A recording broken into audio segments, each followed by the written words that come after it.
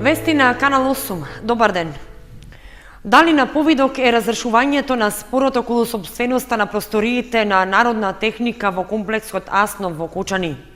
Членовите на радиоаматерскиот клуб треба да побараат средба со градоначалникот заради ова прашање, зашто тој најави дека прифаќа да се разговара.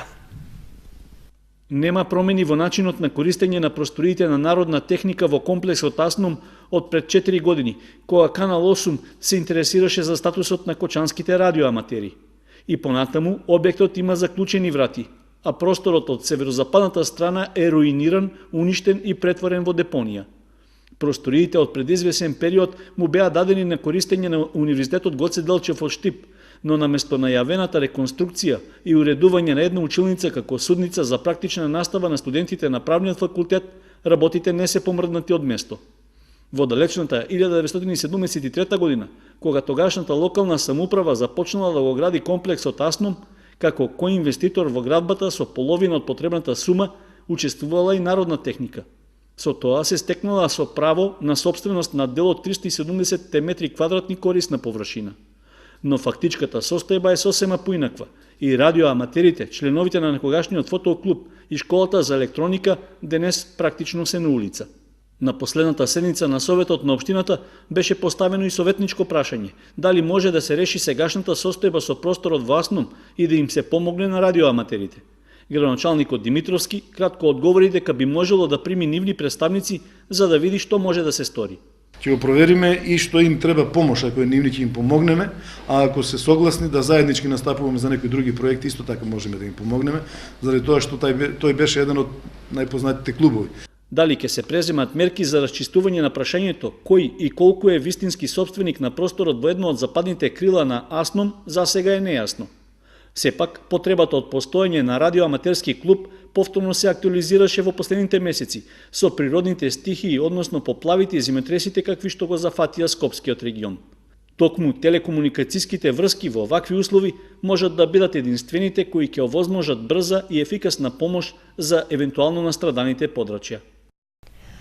Представување на резултатите од спроведените активности од проектот Патеката на Клукај дрвчето и промоција на прирачникот за еколошка едукација во Букова шума беше целта на работната средба што се одржа во ресторанот Аледар.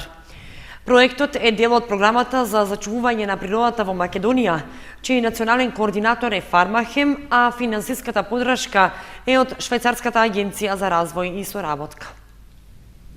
На работна средба што во организација на Македонското еколошко друштво се одржа во ресторанот Аледар во Кочани, беа представени резултатите од спроведените активности од проектот Патеката на Клукај дрвчето.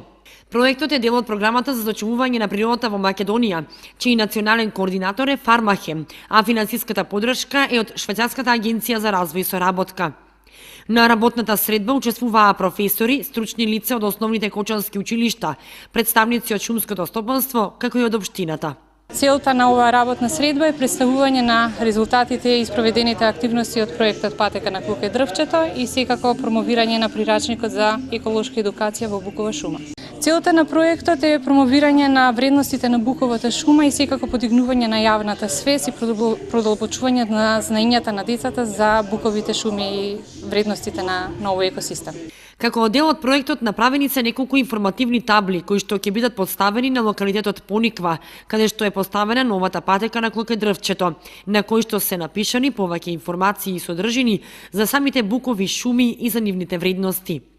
Искуството од претходно спроведениот проект покажува дека вакви содржини и активности се повеќе од потребни, не само за децата, туку и за локалното население, обезбедуваат основа за развој на туризмот и за промоција на Осоговските планини. Производителите на грозје ќе добијат по 3 денари субвенции за килограм откупено грозје од сортата Вранец, објави од Министерството за земјоделство, шумарство и водостопанство. Субвенциите ќе се добиваат за количини над 60% во споредба со ланските откупени количини од оваа сорта. Во тек е сезоната за берба на лозовите насади. Производителите на грозје годинава ќе добијат по 3 денари субвенции за килограм откупено грозје од сортата Вранец, објавија од Министерството за земјоделство, шумарство и водостопанство. Субвенциите се наменети за количини кои се над 60%, но не повеќе од 130% во споредба со ланските откупени количини од сортата Вранец за винарските визби. Одлуката Министерството ја донело посредбата со винариите кои информирале дека ќе го намалат откупот на грозје, бидејќи на европскиот пазар била понудена пониска цена. Според Министерството за земјоделство, шумарство и водостопанство, откупот на оваа сорта ќе се врши во наредните неколку дена, а предвидено е да се откупат околу 30 до 35 милиони килограми Вранец. Доколку не биде навреме откупено, постои можност да остане на лозовите плантажи. Годинава временските услови беа поволни за квалитетен развој на лозовите плантажи. И засега родот е квалитетен. Шекерната вредност на сортата Смедеревка изнесува 17 шекерни единици, а сортата Вранец е со 19 шекерни единици. Според тоа е утврдена и откупната цена на грозјето, што се движи од 11 до 13 денари за килограм грозје. Цената на винското грозје од така наречени висококвалитетни сорти е повисока од договорените цени на останатите сорти и се утврдува во договор помеѓу производителите на грозје и откупувачите. Во микрорегионот лозовите насади зафаќаат површина околу 250 хектари. Иако ниските откупни цени директно не ги засегаат нашите лозари, сепак тие ќе влијаат на продажната цена доколку сакаат дел од количините да пласираат на пазарот. Голем број виничани се приклучија на зелениот караван за борба против климатските промени. Станува збор за USAID проект кој што вклучува и конкретни мерки за адаптација и заштита на општината од глобалното затоплување. Температурата во светот во изминатите 100 години се има покачено за 0,74 степени, а научниците се јасни дека светот ќе добие потопол век поради понатамошното зголемување на концентрацијата на стакленичките гасови.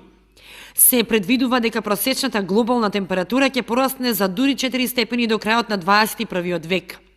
Тоа се ефектите од глобалното затоплување кои Виница во неколку наврати директно ги чувствуваше со поплавите и изливањата на реките, а индиректно се одразуваат и врз здравјето на луѓето. Виничани активно се придружија на зелениот караван за борба против климатските промени. Целта е да ја упатиме пораката кон населението дека климатските промени се реалност, дека се реална закана која што ни прети врз сигурноста, прети на локалното население, врз развојот на заедницата, економскиот развој и слично, и од особена важност е секој од нас како индивидуалец да земе учество во борбата против оваа реална закана. Овој USAID проект за општински стратегии за климатски промени спроведуван од Милион Контакт Македонија. Виница заедно со уште 9 општини го реализира подолг временски период, а бенефитот треба и директно да го почувствуваат граѓаните. Во конкретниот случај Виница е доста подложна на ризикот од поплави. Во рамки на овој проект првично се спроведе итната акција чистење на Кајанечки дол со цел намалување на ризикот од поплави, а во моментов се работи на пилот проектот кој што е избран од страна на жителите како најприоритетен во моментов, а тоа е регулирање на коритото на река Осојница, каде што практично со комплетна реконструкција на речното корито ќе се спречи идниот ризик од поплави кој што пред известно време беше еден од најголемите ризици од областа на климатските промени локално. Кампањата е во континуитет, а не само за ден или два. Борбата со климатските промени треба да биде секојдневна, бидејќи секоја промена или секоја нова еколошка навика започнува од нас и завршува со нас.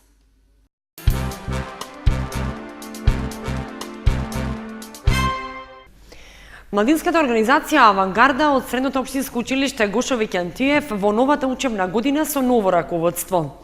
Не еден, туку двајца председатели, еден подпредседател, секретар и двајца проект координатори. За оваа учебна година се предвидени голем број нови активности. Младинската организација Авангарда уште на самиот старт на новата учебна година со ново раководство, кое што ќе го предводи тимот на организацијата.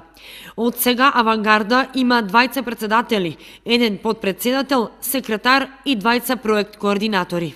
двајца председатели, јас и Иван Стоилов од трета година, подпредседател Андреј Мишев, секретар Моника Димитрова и двајца проект координатори Драгана Лазарова и Јована Арсова. Изготвена е и агендата по која ќе се спроведуваат активностите кои што се зацртани за реализација годинава. Тоа се одбележување на повеќе значајни денови, соработки со повеќе младински организации, изработување на наша онлайн фотокнига во која што ќе бидат евидентирани сите наши активности, исто така разни проекти и едукации на повеќе теми, една од тие CV како да напишат учениците од четврта година за да одберат правилна професија и слично. Нов проект кој што веќе стартуваше со реализација е воведување на овошје во училишното бифе, со цел учениците на одморите да конзумираат здрава храна, односно да имаат можност доколку сакаат да се хранат здраво. Голем култ имаат кочанци кон славењето на Мајката Божја и кон одбележување на денешниот празник Рождество на Пресвета Богородица или познат кај народот како Мала Богородица. Голем број верници се собраа во Кочанскиот храм да ја одадат почит на Пресвета Богородица и да се молат за здравје и спасение на сите. Кочанци одаваат голема почит на Пресвета Богородица и посебно на денешниот празник незиното Рождество или Мала Богородица. Се собраа во голем број во Кочанскиот храм, палеа свеќи за здравје, упатуваа молитви кон Мајката Божја и делеа погачи за здравје. Црквата го востановила овој празник поради посебното значење што го има Пресвета Богородица, па во врска со тоа и незиното раѓање во Божјата економија на спасението. Онаа што подоцна ќе го роди Бога, се роди од благочестивите родители Јоаким и Јана. Овој празник е од големо значење бидејќи како што сведочи црковната историја. Самите родители на Пресветата Владичица наша Богородица, кои што се викале Јоаким и Јана, многу време немале пород, а според еврејската традиција и размислување во тоа време сите оние брачни другари и двојки кои што не биле удостоени со пород, биле сметени за грешни, за недостојни и сето тоа било представувало голем срам, но сепак тоа не им пречело на светите Јоаким и Јана да останат тврди во верата и да се молат Бог барем во стари години да ги удостои со една радост. Но Бог кој што ги знае мислите и срцата ги удостоил овие двајца со навистина голема радост, бидејќи од утробата на светата Ана произлегла најчистата жена, а тоа е Пресветата Богородица.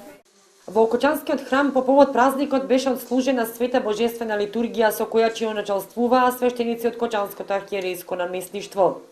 Пред литургијата беше одржана утрена богослужба. Празникот Рождество на Пресвета Богородица е празник со кој според црковната традиција започнува новиот циклус на празнувања, затоа што црковната нова година започнува од 1 септември, денот кога се чествува празникот посветен на светиот Симеон Столпник.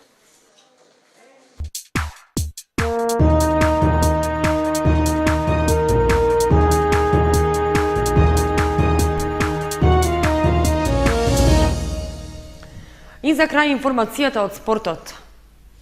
Новото првенство во првата пинг-понгарска лига на Македонија ќе започне за 10 дена. Распоредот на надпреварите е изготвен, а во првото коло пинг-понгарите на Кочани ќе играат на домашен терен. На последниот работен состанок со представниците од клубовите што се одржа пред неколку дена во Скопје, договорено е на 2 октомври да стартува новото првенство во првата пинг-понгарска лига. Според информациите од Пинг-понгарската федерација, годинава во лигата ќе учествуваат 8 клубови, меѓу кои и пинг-понгарскиот клуб Кочани.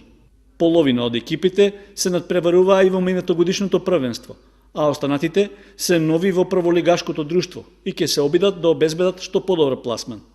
Распоредот на надпреварите е веќе изготвен и ќе се играат 14 кола, односно секоја од екипите поеднаш ќе игра на домашен и на гостински терен.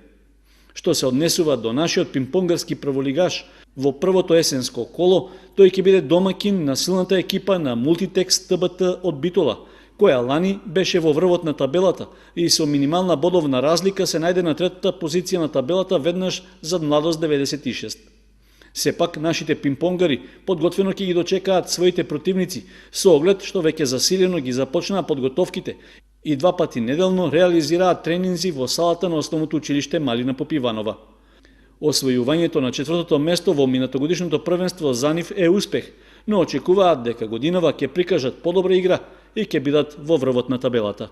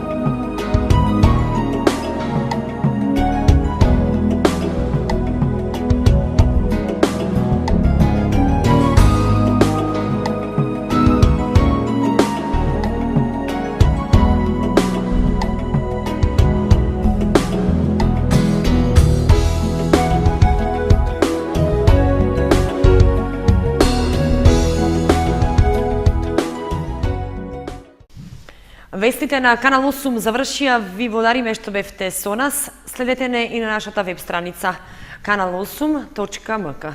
Довидување.